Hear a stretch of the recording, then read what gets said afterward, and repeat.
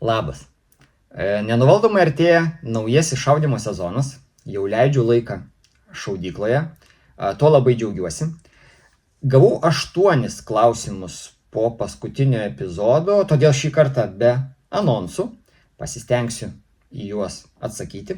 Tik tai toks pastebėjimas, jeigu anksčiau gaudavau tos plius minus provokuojančius klausimus, man bent jau atrodydavo, kad su tikslu, kad mane įtraukti į tą konkurencinę lietuvišką kovą vėl ir vėl, tai dabar, pavyzdžiui, šitame epizode bus klausimas, kur man atrodo, kad jūs nebenorit, kad aš Lietuvoje šaudyčiau.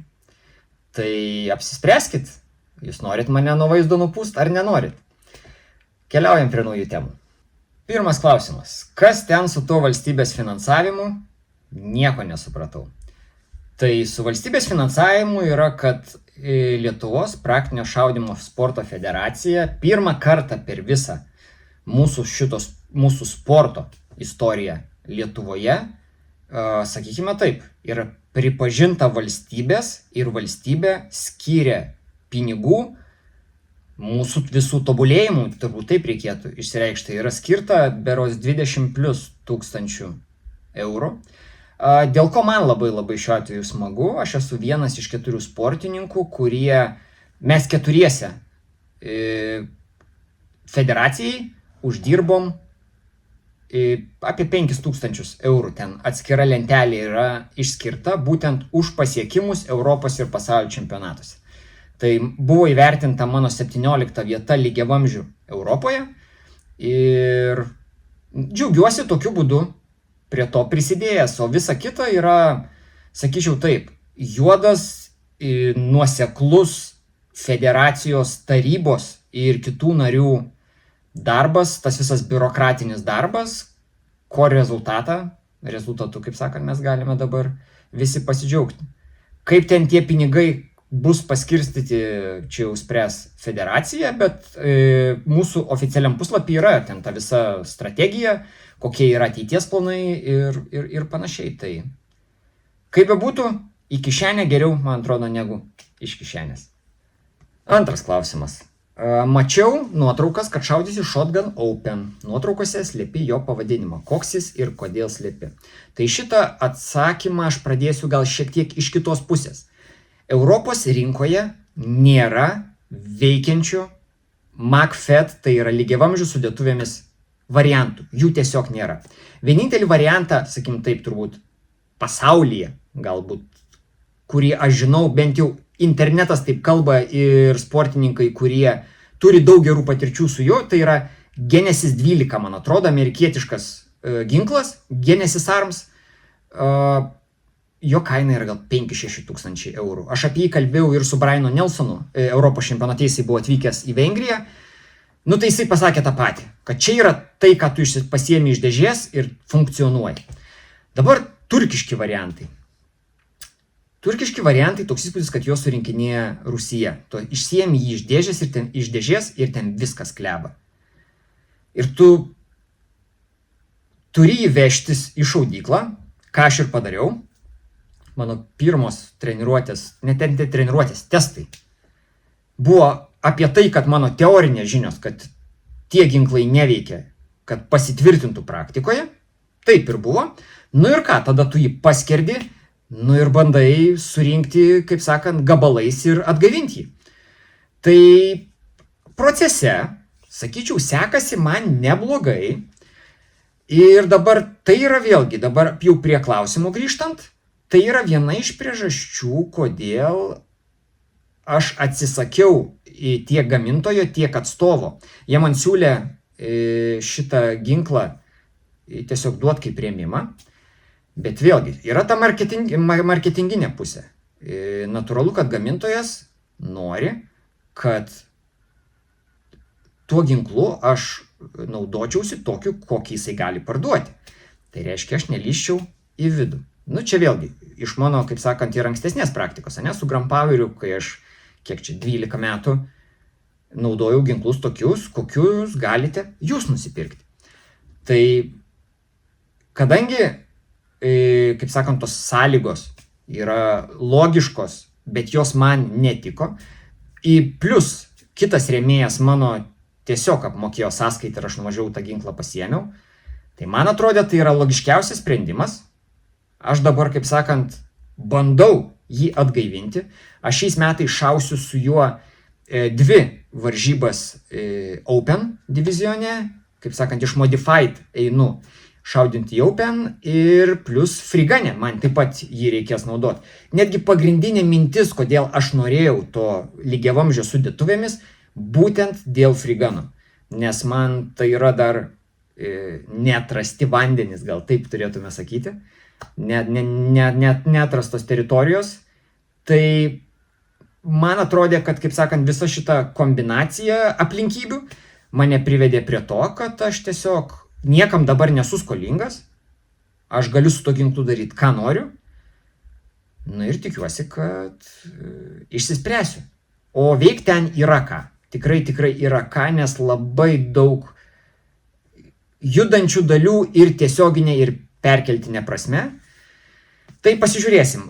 Tai slepiu tą pavadinimą, todėl kad nenoriu jokių reklamų, aš tą temą, kaip sakant, paliksiu ateičiai. Jeigu aš jį priversiu veikti, tai aš tikrai įrašysiu epizodą ir papasakosiu, kokius aš ten cirkus su juo išdarinėjau, ką aš kaip keičiau, kokias spyruoklės, kodėl ir kaip, ir į ką, kas yra įdomiausia turbūt.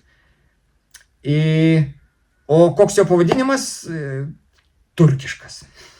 Trečias klausimas ir trečias susijęs vienaip ar kitaip su lygiavamzdžiu.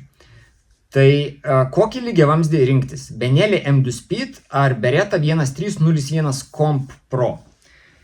Benelli M2 Speed aš pats turiu dar dabar, dar nuo tų laikų, 21-22 man atrodo, kai jisai buvo dar prototipas, kai aš turėjau porą metų kontraktą su gamykla, sportininkams jie buvo išsiuntinėti testavimui ir ateities naudojimui. Tai vėlgi ginklas pagamintas pagal suomių pasaulio čempionų rekomendacijas, kaip jie sako, viskas, kas yra sudėta į jį, nieko ten nereikia daryti, viskas yra, kaip sakant, nušlifuota, padaryta, itališka kokybė, negaliu ginčytis, bet Beretta lygiai taip pat yra itališka kokybė, su juo aš patirties turiu daug mažiau, bet yra tekę man su juos iššaut, sakykime taip, ir man paliko tikrai gerą įspūdį. Yra vienas toksai gal, kadangi mano Benelis jau dabar kokie 5 metai, jisai jau biškis senukas, jisai daug aštresnis negu nauja Beretta. Aš tokį palyginimą. Koksai Benelis yra toj pradinėje fazėje, dabar aš taip negaliu palyginti, kadangi vienas yra senas, Beretta, su kuria man teko iššauti, yra vienas dalykas, kodėl aš rinkčiausi, jeigu dabar turėčiau pasirinkimą, aš rinkčiausi Beretta. Va čia yra mano seneliumbas.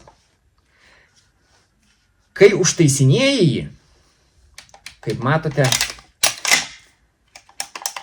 šita rampa juda. Tai reiškia, užtaisimo metu, įstuminėjau. Į šitus tarpus visus ir aštrius galus mano ranka buvo patekusi, labai daug kartų. Tikrai labai daug kartų ir tai yra labai skausminga, būna kraujo ir panašiai. Kas man labai patiko Berettoje, kad užtaisimo metu šita rampa yra visada va tokioj pozicijai. Tai reiškia, yra laisvas kelias užtaisinėti. Ir tai tikrai pagreitina, aš net nebejoju, kad pagreitina šovinių užtaisimą, kas šaudant klasikiniais lygiavamzdžiais, aš visą laiką sakau, kad tai yra 51% sėkmės, kaip greitai tu gali jį užtaisyti. Tai jeigu klaustumėte manęs, aš turbūt, žinokit, dabar šitame etape būčiau už Berettą. 4. klausimas. Iš praeitų epizodų tau 40+, sporte apie 20 metų. Kaip skiriasi 40-mečio Kazanskinio fizinis pasiruošimas ir kai tau buvo 20? Tai gal pradėčiau nuo to, kad kai man buvo 20, iki 20-mečio mano didelę dalį gyvenimo sudarė futbolas įvairiam lygyje. Ir aš labai daug to fizinio pasiruošimo atsinešiau į šitą sportą, kas man buvo tikrai didelis privalumas. Ir aš mačiau, kad tai gali būti mano arkliukas, kas po to praktikoje ir pasiteisino. Aš tikrai fiziškai, kai aš tik atėjau į šitą sportą, man atrodė, kad aš labai greitas buvau. Bet vėlgi, patirties stoka ir visi kiti dalykai, kuriuos tu turi vien fiziškumu, šitam sporte nelaimėsi. Tai yra daug daugiau sudedamųjų dalių. Dabartinėme etape, kai man 40+, man numeris vienas dalykas yra traumų prevencija. Aš jau taip linkęs labiau save pasaugoti. Kai tau yra 20+, tu gali leisti save kankint su tikslu, kad tai atsipirks kažkokia tai forma. Dabar aš jau taip stengiuosi labai savęs nekankint, kartais tenka, bet, kaip ir sakiau, šiaip pasaugau. Vėlgi, su amžium sakyčiau, kad svoris bendras daug lemia. Aš niekada nebuvau stambus. Ir tarkim, mano kūno plus 5 kilogramai yra daug. Ir aš kaip pavyzdį, pavyzdžiui, prieš kiekvieną sezoną ant kojų turiu tokius smėlio maišelius.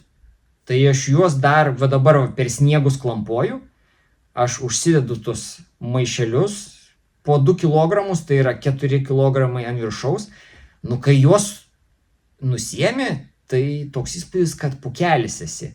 Tai aš tada suprantu, kiek mano kūnui yra tie, tarkim, kad ir 5 kilogramai, kuriuos tu gali ten per žiemą užsiauginti ir juos po to reikia kažkur tai panaikinti, nes jie tave kaip ir stabdo. Tai su iššūkiais visokiausiais susiduri, tik tiek, kad gal dar vienas toks pastebėjimas, kad kai tu esi jaunas, labai mindsetas tas skiriasi. Tu nori varyti, kai tu esi jaunas, nori varyti max bėgti, max greitai šaudyti, viską greitai. Kaip rodo praktika, po šiai dienai aš, kaip ir minėjote, apie 20 metų sporte, neturime Lietuvoje nei vieno sportininko, kuris sugebėtų 12 pratimų, level 3 varžybas, iššaut taifą. Vienam lygyje apie 90% kiekvieną pratimą. Nėra tiesiog. Dabartinėme etape aš jau matau, kad tam tikrus savo trūkumus, galbūt tos fizinius, taip sakykim, fizinio pasiruošimo trūkumus, aš jau galiu sau leisti pakompensuoti patirtimi. Tai yra, aš pradedu dabar suprast, kodėl tada, kai aš buvau labai greitas ir man atrodo, kad aš lėkiu kaip raketa ir tada pasižiūriu rezultatus, už mane daug didesnis, stambesnis vyrukas man 3 sekundės pratime uždeda ir aš nesuprantu, kaip tai yra įmanoma. Dabar jau pradedu tai suprasti. Tai maždaug taip. 5. klausimas. Čia bus visiškai marketinginis atsakymas. Kokiais ginklais šoviniais skliausteliuose kulkos svoris šiais metais šaudysi? Susinešiau viską, ką turiu. Tai papasakosiu. Bet tik tai, kad ko nors nepamiršt, nes, kaip žinot, viską darau daug. Gerai. Pistoletai. Čia yra MK12 Excaliburas, Production Optics, PCSL Tugano ginklas ir Free Gunno ginklas. Čia yra mano vienas variantas. Tai yra match, tai matot su svoriu priekyje. Ir aš turiu dar antrą variantą. Tai yra MK23. Tai yra irgi abudu Excaliburai. Tai tiems 3 šiuo atveju disciplinoms jie pas mane ir bus naudojami. Production Optics IPS, PCSL Tuganas ir Free Gunas Openo divizionas. Tada į DPA, jeigu sugalvočiau šaudyti. P1S, Gunpowderio, pats mažiausias gaminamas pistoletas. Tai čia būtų Concealed Carry Pistol Taip berods vadinasi DAPA divizionas. Dabar visais šitais ginklais aš šaudau Fijoki 148 greinai. Toliau. PCC. PCC ir yra PCC, stribogas. 115 greinų šoviniai, bet jau turiu planą, kurį jau, sakim taip, eisiu prie 148. Nežinau, ar tai yra iš principo teisingiausias sprendimas, bet rėmėjų prasme, kadangi gaunu šovinius iš Fijoki, man yra daug lengviau paimti šitų didelį kiekį ir juos tada dalinti kaip tik tai noriu tiek pistolete, tiek PCC, negu pasimti šitų ir, pavyzdžiui, šiais metais aš šausiu tik tai vienas varžybas PCC. Jų pasiruošimui, aš jaučiu, kad turėsiu kokias 3 savaitės. Tai per 3 savaitės kiek ten tų tūkstančių prišaudysi. Jeigu aš turiu pistoletinių šovinių, kurie man bus reikalingi tiek, tarkim, jeigu aš Production Optics šausiu kelias varžybas plus freegunui, tai man yra paprasčiau turėti tokių daug ir tada, kai reikės naudoti PCC. Taip, tokia idėja dabartinė. Tada karabinas. Karabinas Freya. Openas Rifle divizione, PCSL Competition divizionas taip pat, ir freegunas. Tai va šitiems trims vėlgi disciplinoms jisai ir bus naudojamas. Šoviniai 55 greinai, bet turiu vėlgi ne tai, kad minčių, bet jau praktikoje bandau įgyvendinti, turėti ir 69 greinų šovinių tolimam, tai yra ilgos distancijos pratimams. Šiaip man labai rekomendavo, sakė, kad jie daug stabilesni, sakykime taip. Taip, tai šitą jau aš jums rodžiau praeitam. Tai čia šiem metam panašu, kad bus tik tai treniruotėm ginklas. Tai mano Benelis Modified divizione, o čia yra tos, kur klausėt. Turkiškas žaislas. Tai jisai bus Openui shotguno, IPS shotguno disciplinoje ir freeguno, irgi Openo. Šoviniai va tokie. Čia net nežinau, čia 32 gramai, man atrodo, yra. Turiu ir 28. Nežinau, nejaučiu aš labai ten didelio skirtumo iš tikrųjų. Man atrodo, kad viską atsakiau, ane? 6 klausimas. Esi aktyvus socialiniuose tinkluose. Išleisti šio formato video į pasaulį užtrunka daug laiko. Peržiūrų nėra daug. Kas motyvuoja tave skirti tam laiko? Ačiū už turinį. Ačiū, kad žiūrit.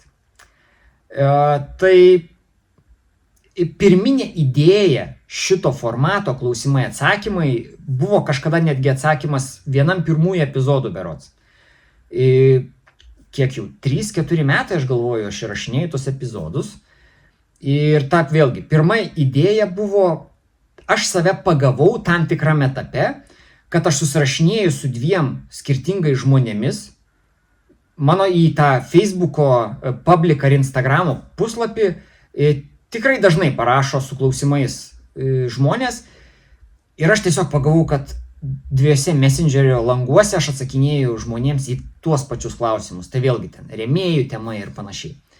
Ir aš nusprendžiau, kad tos populiariausius klausimus aš tiesiog įrašysiu video ir kai ateityje manęs kažkas tai, vėlgi, kažkam bus įdomu ir kažkas klaus kažko tai, aš tiesiog parodysiu tą video ir sakysiu, va, pasižiūrėk, jeigu kils klausimų po to, mes padiskutuosim. Bet visas tas taip išsirutuliojo, sakyčiau taip, kad mes dabar turim 100+ atsakytų temų. Nu ir iš kitos pusės, nenoriu savo, kaip sakant, medalių prisikabinti, bet kas jums Lietuvoje gali papasakoti bent pusę tiek apie, tarkim, darbą su rėmėjais, kiek aš? Nežinau tokių. Tai tame aš matau prasme, čia toksai gaunasi kaip ir kažkuria prasme edukavimas galbūt. Plus aš gaunu žinučių, kas mane irgi tikrai motyvuoja iš žmonių, kurie tik pradeda domėtis IPSS sportu. Jie sako, va, atradau tave per YouTube, labai faina, kad viskas vienoje vietoje. Tai malonu, nemeluosiu. Nu ir šiaip man smagu, aš matau, kad vėlgi bendruomenė mūsų jinai nėra didelė. Kas liečia peržiūros, aš matau, kad yra nusistovėjusios ten tas 200-300 peržiūrų. Jeigu mūsų tų tokių aktyvesnių bendruomenės narių yra dvigubai tiek, aš vertinu, kad tai yra geras epizodas, sakykime taip. Ir daugiau aš turbūt nelabai galiu tikėtis, nes turinys yra lietuvių kalba. Temos yra, pripažinkime, jos labai yra nišinės, yra labai ribotas kiekis žmonių, kuriems tai yra aktualu. Bet, tai yra dalinimasis patirtimi. Kažkaip sakant, aš šiame etape tikrai mėgaujos, matydamas, kaip mūsų bendruomenėje auga sportininkai, kuriuos kažkas tai nori remti. Visas tas, vėlgi grįšiu prie to, išsirutulioja į kažką tai daugiau negu hobį, pašaudymą. Sportininkai yra įvertinami gamintojų ar atstovų ir gali susikurti, kaip sakant, gražios draugystės ir bendradarbiavimai. Ir jeigu aš bent kažkokią formą prie to galiu prisidėti, kiekvienas video yra vertas to. 7 klausimas. Kas kiek laiko perki naujus ginklus ir kiek daugiausiai esi šovęs su vienu? Neperku aš ginklų. Per visą savo gyvenimą aš esu pirkęs 2 ginklus. 2009 metais 19 Glocką. Tai buvo ginklas, su kuriuo aš pradėjau sportuoti IPSS sporte. Buvo visiška egzotika, nes jisai visiškai yra netinkamas sportui, bet aš su juo pasiekiau įsimintinų rezultatų. Negaliu sakyti, kad pergaliu, bet tikrai įsimintinų rezultatų. Jeigu jūs norit pasižiūrėti, ką aš su juo išdarinėdavau, YouTube eikite į pačius seniausius mano video, ten dar tikrai rasite. Ir antras buvo Shadow 1, kai mane pakvietė šaudyti už Team CZ Baltics. Tai buvo Pabaltijui skirta oficiali gamyklos komanda. Esu ne vieną kartą pasakojęs, jie mane rėmė pirmais metais marškinėliais su mano pavardė, gamykliniais. O ginklą aš turėjau nusipirkti, kad galėčiau už komandą šaudyti. Tai buvo antras ir paskutinis ginklas, kurį aš esu pirkęs per visą savo gyvenimą. O visi kiti, tikslaus skaičių, žinokit, nepasakysiu, bet kažkas tai turėtų būti palei 30, aš jau gavau kaip remiamas sportininkas. Kiek esu daugiausiai šovęs su vienu, tai esu turėjęs PCC Stribogą ir karabiną 223, abudu buvo kažkas palei 40 000, bet puikiai funkcionuojantis, taip galiu pasakyti. 8 klausimas. Dėl rėmėjų supratau, kodėl šaudysi Lietuvoje, o iš sportinės pusės, kodėl? Kokią naudą savo matai? Pirmas dalykas, kurį sugalvoju, aš džiaugiuosi, kad turėsiu galimybę grįžti po varžybų namo per valandą ar 2. Kai paskutinius 2 metus važinėjau į kitą galą Lenkijos, Čekiją, Slovakiją, Vengriją po 10-12 valandų kelionės į vieną pusę, grįžti namo po darbo dienos per valandą yra šventė. Ir aš tikrai labai džiaugiuosi. Galbūt atėjo tas periodas, kai aš tiesiog atsivažinėjau. Kitas dalykas, vėlgi čia yra, praeitam epizode aš minėjau, kad kaip viskas susiklostė pas mane su Grand Poweriu, kas nežiūrėjote, pasižiūrėkite. Ir tos atrištos rankos man sudaro sąlygas šaudyti, kur aš noriu, kur aš pasirenku.